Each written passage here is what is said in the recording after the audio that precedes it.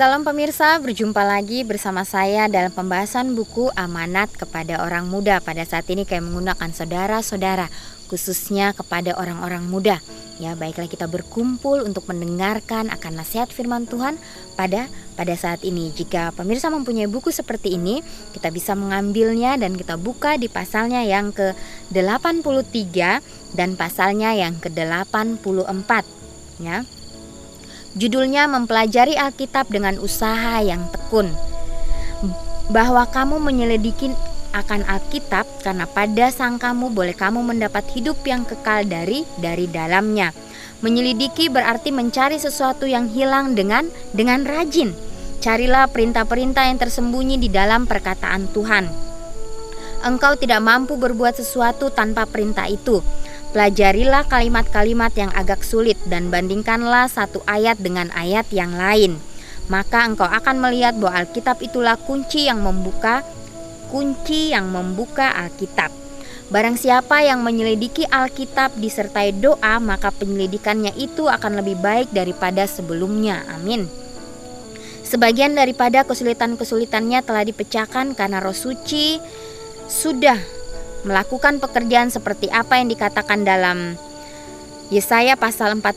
Tetapi penghibur, yaitu Roh Suci yang akan disuruhkan oleh Bapa, sebab namaku, yaitu akan mengajarkan segala perkara itu kepadamu dan mengingatkan kamu segala perkara yang telah kukatakan kepadamu itu. Ya, jadi betapa pentingnya mempelajari akan Alkitab, ya. Apalagi disertai dengan doa, maka Roh Kudus akan menuntun kita sehingga kita dapat mempelajari Alkitab dan Tuhan akan menerangkan itu kepada masing-masing kita. Tiada hal-hal yang berharga bisa didapat tanpa usaha yang sungguh-sungguh. Di dalam dunia perdagangan atau perusahaan lain pun hanyalah orang-orang yang punya kemauan bekerja yang bisa berhasil.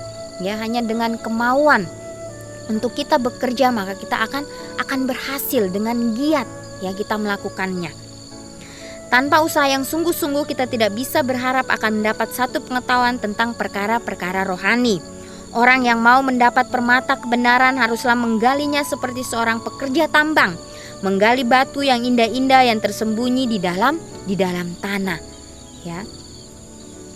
Diilustrasikan sebagaimana seorang petambang, ya, dia menggali tanah, maka dia akan mendapatkan batu-batu yang berharga karena dia giat melakukannya, karena dia bekerja keras untuk mendapatkannya. Begitu pula dengan kita.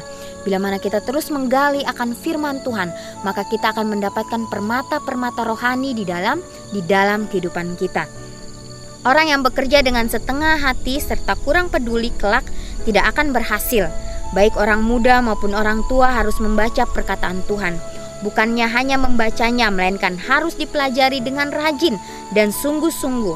Dalam doa dengan percaya dan dengan penyelidikan, sehingga mereka mendapat harta yang tersembunyi itu. Karena Tuhan akan menyegarkan pikiran mereka. Dengan pikiran yang terbuka, sementara engkau mempelajari perkataan Tuhan itu, letakkanlah pada pintu penyelidikanmu itu segala pikiran-pikiran yang telah tersimpan dalam kepala dan segala ingatan-ingatan yang diwarisi maupun yang dipertumbuhkan. Engkau akan tidak pernah mencapai kebenaran jikalau engkau mempelajari kitab suci dengan maksud membenarkan pikiranmu. Tinggalkanlah segala pikiran ini di pintu dan masuklah dengan hati yang penuh penyesalan mendengar apa Tuhan akan katakan kepada kita. Sementara orang yang berhati rendah itu mencari kebenaran, duduk pada kaki Kristus dan belajar dari Dia, maka sabda itu memberikan pengertian kepadanya, ya. Terhadap barang siapa yang merasa sudah terlalu pandai untuk mempelajari kitab suci lagi, Kristus berkata, engkau harus menjadi lemah lembut dan rendah hati jikalau engkau ingin menjadi bijaksana menuju keselamatan itu, ya. Jadi dengan sepenuh hati kita, dengan setulus hati kita mencari Tuhan melalui membaca akan setiap nasihat-nasihat firman Tuhan. Janganlah baca firman Tuhan itu dalam rangka pikiran-pikiranmu sendiri, melainkan selidikilah Ia dengan teliti dan dalam doa, disertai pikiran yang tiada bercampur prasangka. Dan jikalau sementara membaca engkau mendapat keyakinan dan engkau melihat bahwa pikiran-pikiran yang ada padamu tidak sesuai dengan perkataan Tuhan, janganlah engkau mencoba hendak menyesuaikan perkataan itu dengan perasaanmu itu. Sesuaikanlah pendapatmu dengan perkataan Tuhan. Jangan biarkan hal-hal yang tadinya engkau yakini atau biasa kau lakukan memerintah pikiranmu. Bukalah mata pikiranmu untuk melihat perkara-perkara yang ajaib yang muncul dari hukum Tuhan. Periksalah apa yang sudah tertulis, lalu izinkanlah kakimu di atas batu karang kekal itu. Ya, melangkah bersama-sama dengan Yesus, batu karang itu. Pengetahuan tentang kehendak Tuhan. Keselamatan kita tergantung atas pengetahuan kita terhadap kehendak Tuhan sebagaimana tertulis di dalam sabdanya. Janganlah berhenti memohon dan mencari kebenaran. Engkau perlu mengetahui kewajibanmu. Engkau perlu tahu apa engkau harus lakukan supaya engkau bisa diselamatkan. Kehendak Tuhan ialah supaya engkau tahu apa telah dikatakannya kepadamu, tetapi engkau mesti menggunakan percayamu. Sementara engkau menyelidiki Alkitab, engkau harus percaya bahwa Tuhan itu ada, dan lagi Tuhan itu memberi pahala bagi orang yang mencari Dia dengan rajin. Oh, selidikilah Alkitab itu dengan hati yang lapar terhadap makanan rohani.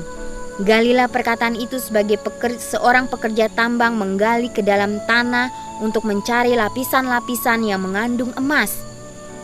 Jangan berhenti menyelidiki sampai engkau sudah mengetahui perhubunganmu dengan Tuhan dan kehendak-Nya mengenai engkau. Jadi jangan bosan-bosan kita mencari Tuhan kita. Jangan pernah kita bermalas-malasan. Biarlah kita menjadi orang yang terus bersemangat, terus rajin untuk menyelidiki kitab suci. Ya, tapi jangan hanya terus kita menyelidiki, tetapi kita tidak melakukannya. Ya, biarlah pada saat kita membaca, kita praktekkan itu di dalam kehidupan kita sehari-hari sehingga semuanya seimbang. Ya, mempelajari Alkitab dengan rasa hormat. Kita mempelajari Alkitab itu haruslah dengan rasa hormat. Ya, penuh perasaan bahwa kita sedang berada di hadapan hadirat Tuhan. Segala kesia-siaan dan senda gurau harus dikesampingkan. Sebagian dari kitab suci itu ada yang mudah dimengerti, dan arti dari sebagian lagi dengan tepat ada yang tidak begitu mudah dimengerti. Haruslah dipupuk kesabaran untuk meneliti dan merenungkannya dalam doa yang sungguh-sungguh. Setiap pelajar, sementara mereka mempelajari kitab suci, haruslah meminta penerangan dari Roh Suci, dan janji itu adalah janji yang pasti bahwa terang itu akan diberikan. Roh dalam mana engkau mengadakan penyelidikan kitab suci, itulah yang menentukan ciri-ciri penolong yang ada pada sisimu. Malaikat-malaikat dari dunia terang itu akan beserta dengan orang yang dengan rendah hati mencari pimpinan Tuhan. Tetapi jikalau kitab suci dibuka dengan rasa kurang hormat dan diiringi perasaan sudah cukup pintar dan hati dipenuhi dengan prasangka, maka setan berdiri di sisimu. Lalu ia akan memutarbalikkan perkataan Tuhan yang sederhana itu. Jadi kita harus berhati-hati. Ya, kita harus mempunyai sikap yang hormat pada saat kita mempelajari nasihat firman Tuhan. Ya. Karena bila mana kita lalai, ya, maka setan akan berada di sebelah kita untuk memutarbalikkan setiap perkataan-perkataan Tuhan yang sederhana. Ya. Biarlah kita jadikan Alkitab kita sebagai senjata kita. Ya. Dikatakan kita harus berdoa dengan sungguh-sungguh pada saat kita membacanya. Kita harus datang dengan Tuhan dengan penuh rasa hormat. Ya. Dan dikatakan, roh dalam mana engkau mengadakan penyelidikan kitab suci, itulah yang menentukan ciri-ciri penolong yang ada pada sisimu. Ya, malaikat-malaikat dari dunia terang itu akan beserta dengan orang yang dengan rendah hati mencari pimpinan Tuhan. Jadi biarlah kita boleh menjadi orang-orang yang punya roh kerendahan hati itu. Sehingga Tuhan dapat menuntun kita. Sehingga kita boleh diberikan penjelasan-penjelasan. Sehingga kita boleh mengerti betul akan setiap nasihat-nasihat firman Tuhan, kata demi kata. Kita boleh cerna itu. Sehingga itu dapat membuat iman kita lebih teguh lagi. Ya. Dan biarlah pada saat kita membaca juga jangan kita mengandalkan diri kita, baiklah kita mengandalkan Tuhan kita. Upah mempelajari Alkitab dengan rajin. Usaha untuk mencari kebenaran itu selalu mendatangkan pahala bagi orang yang selalu mencarinya. Dan tiap kali penemuan akan membuka lapangan-lapangan yang lebih berkelimpahan buat penyelidikannya. Manusia diubah sesuai dengan apa yang mereka pikirkan. Jikalau pikiran-pikiran dan urusan-urusan yang biasa saja memenuhi perhatiannya, maka orang itu akan menjadi orang biasa saja. Jikalau ia terlalu lalai buat memperoleh sesuatu, bahkan pengertiannya dangkal mengenai kebenaran Tuhan, sehingga ia tidak akan menerima berkat-berkat yang limpah yang Tuhan berkenan mencurahkan ke atasnya.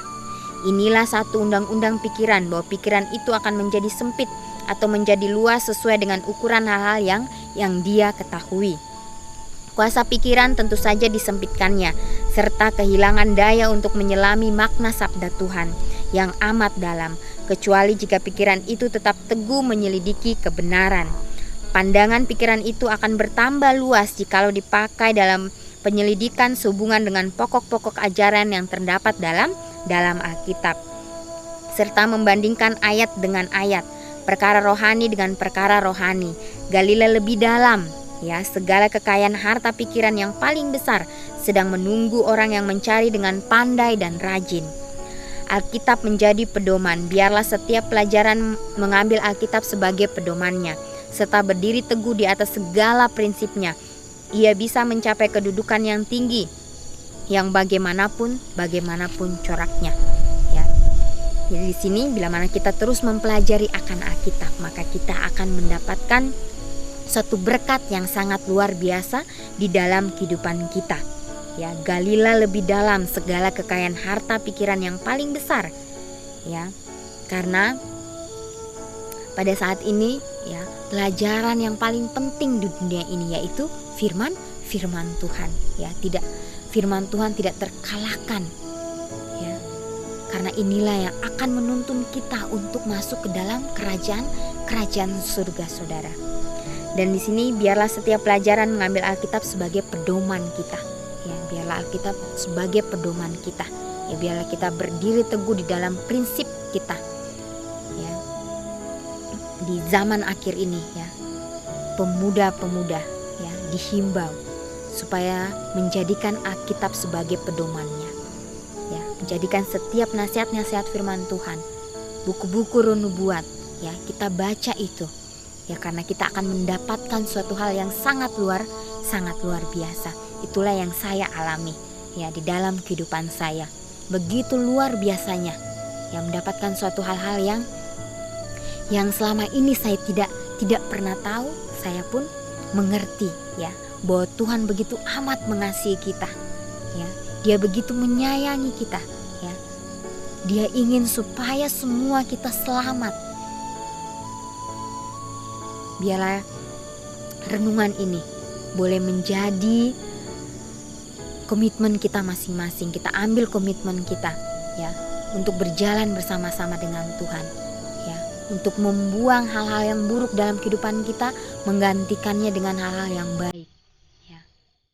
Minta kepada Tuhan supaya Tuhan dapat menuntun kita, ya. Inilah saatnya untuk kita bangkit, ya, untuk menjadi terang-terang kecil dimanapun kita berada. Tuhan memberkati.